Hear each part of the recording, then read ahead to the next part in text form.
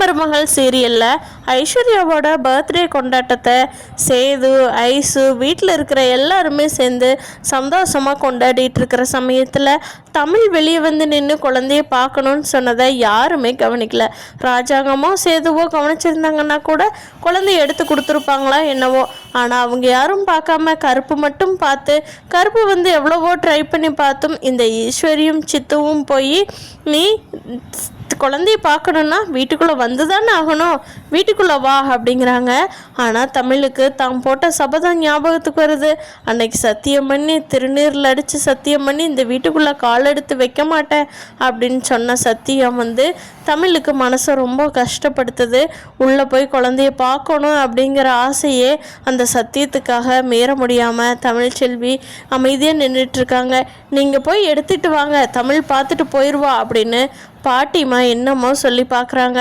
ஆனாலும் ஈஸ்வரியும் சித்துவும் நகர்ற மாதிரியே தெரில. குழந்தை பார்க்கணுன்னா நீ வீட்டுக்குள்ளே வந்து தான் ஆகணும், நாங்களாம் போய் எடுத்துகிட்டு வர மாட்டோம்ப்பா, அவன் தூங்கிட்டு இருக்கா, அவனை தூக்கி அழுதான்னா யார் செய்துகிட்ட பேச்சு வாங்கிறது, வா வீட்டுக்குள்ளே வந்து நீயே பாரு, உன் பையன் தானே, நீ பார்க்கலாம் தானே அப்படின்னு சொல்லி தமிழை வெறுப்பேற்றுறாங்க.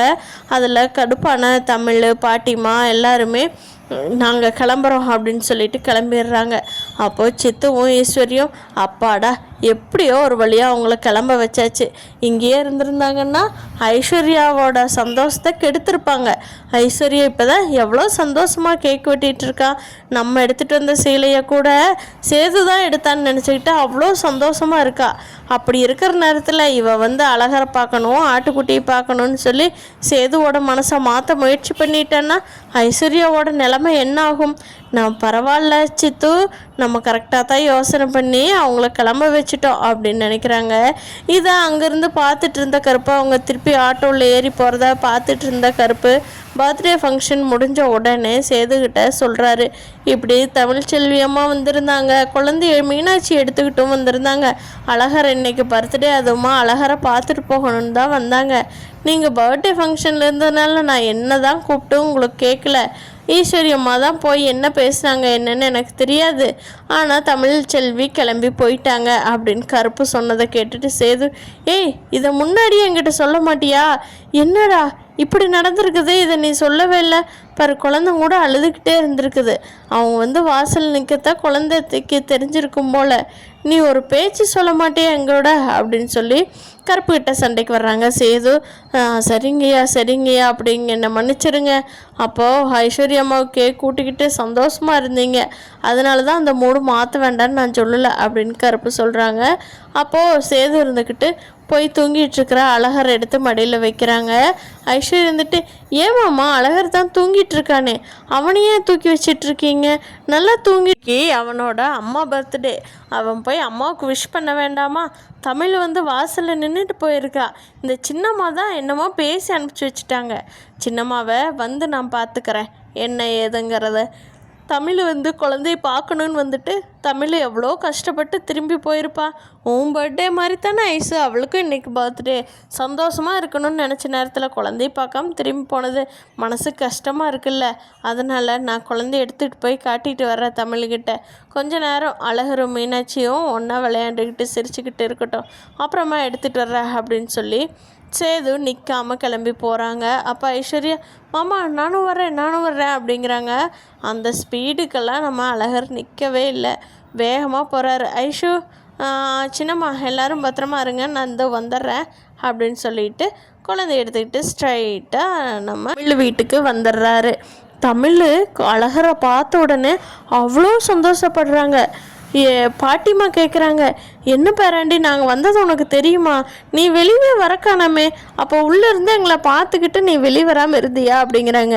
பாட்டிமா நாங்கள் வெளியே வராமையெல்லாம் இல்லை, அப்போ தான் ஐஸ்வர்யா பர்த்டேவுக்கு கேக் வெட்டிகிட்டு இருந்தோம், கருப்பு வந்தவன் என்கிட்ட டைரெக்டாக வந்து சொல்லியிருக்கணும்ல, சின்னம்மாட்ட சொல்லிட்டான் போல், சின்னம்மா வந்து உங்கள் கூட வாக்குவாதம் பண்ணுனாங்களா, அவங்களுக்கு அதே வேலையாக போச்சு, கருப்பு வந்து சொன்னதுக்கப்புறமா தான் நான் பர்த்டே ஃபங்க்ஷனை டக்குன்னு முடிச்சுட்டு கிளம்பி வர்றேன் அப்படின்னு சொல்லவும், சூப்பர்ரா என் பேத்திக்கு கொண்டாந்து அழகரை காட்டுனியே, அழகரை பார்க்காம காலையில் தூங்கி எந்திரிச்ச உடனே அழுக ஆரம்பிச்சிட்டாடா, என் பொண்ணும் வேணும் என் பையனும் வேணும்னு, பொண்ணு தான் பக்கத்துலேயே இருக்கிறா, ஆனால் பையனை பார்க்காம அவனால் இருக்க முடியலடா, பேசாமல் இங்கேயே குடி வந்துடுறீங்களா அப்படின்னு சொல்லி நம்ம அழகர்கிட்டையும் சேதுகிட்டையும் கேட்குறாங்க.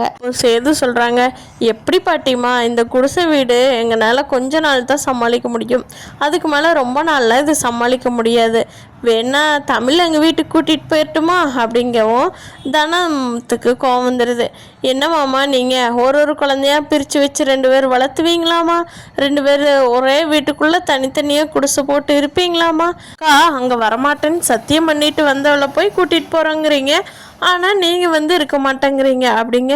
இல்லை தானோ, எனக்கு கட்சி வேலையெல்லாம் நிறைய இருக்குல்ல, நான் அதையெல்லாம் பார்க்கணுமில்ல, இங்கிருந்தால் எனக்கு ஒத்து வராது, என்னால் குழந்தைகளையும் பிரிஞ்சு எடுக்க முடியலையில்ல அப்படின்னு சொல்கிறாங்க. அப்படின்னா நீங்கள் பேசாமல் அழகரை கொண்டுட்டு வந்து அக்காகிட்டேயே விட்டுருங்க, நாங்களே பார்த்துக்குறோம், நீங்கள் வேணுங்கிறப்ப வந்து பார்த்துட்டு போயிருங்க அப்படிங்கிறாங்க.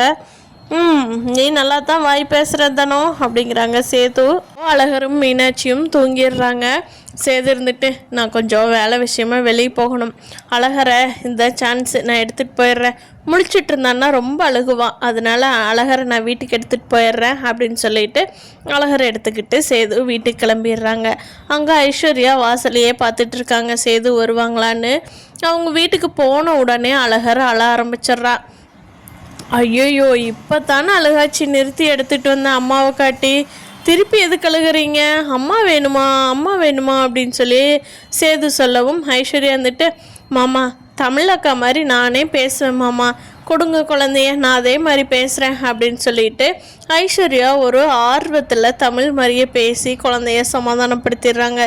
சேது பார்த்து ஷாக்காகியே நின்றுட்டுருக்காரு.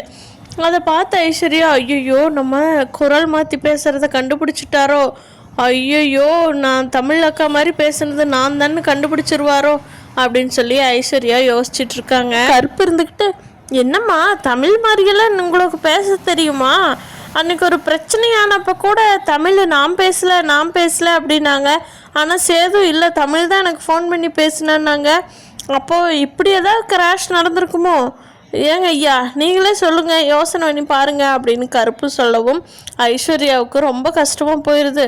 ஐயோ சேது எப்படியாவது கண்டுபிடிச்சிட்டாருன்னா நம்ம இப்போ என்ன பண்ணுறது அப்படின்னு சொல்லி யோசனை பண்ணிகிட்ருக்காங்க. இங்கே சேதுவும் பயங்கரமாக திங்க் பண்ணுறாரு, குரலை மாற்றி பேசுகிறதுக்கு ஆள் இருக்காங்க அப்படின்னா அன்னைக்கு தமிழ் உண்மையிலேயே பேசலையோ, நம்ம தான் தேவையில்லாமல் தமிழ் மேலே ரொம்ப சந்தேகப்பட்டு தமிழும் நம்மளும் இப்போ பிரிஞ்சு இருக்கிற நிலமை வந்துருச்சோ, எவ்வளோ அழகாக லவ் பண்ணி எவ்வளோ ஒத்துமையாக இருந்த குடும்பம் இப்படி சின்ன பின்னமாக பையன் ஒரு பக்கம் பொண்ணு ஒரு பக்கம் இப்படி பிரிஞ்சு போய் கிடக்கிறது காரணம் இந்த குரல்னாலையாக தான் இருக்குமோ அப்படின்னு சொல்லி சேதுவும் யோசிக்கிறாரு. இப்படியெல்லாம் யோசித்து சீக்கிரமாக தமிழும் சேதுவும் ஒன்று சேர்ந்துடணும்னு நினைக்கிறவங்க நம்ம வீடியோவை லைக் பண்ணிவிட்டு இன்னும் சேனலை சப்ஸ்கிரைப் பண்ணாதவங்க சப்ஸ்கிரைப் பண்ணிக்கோங்க.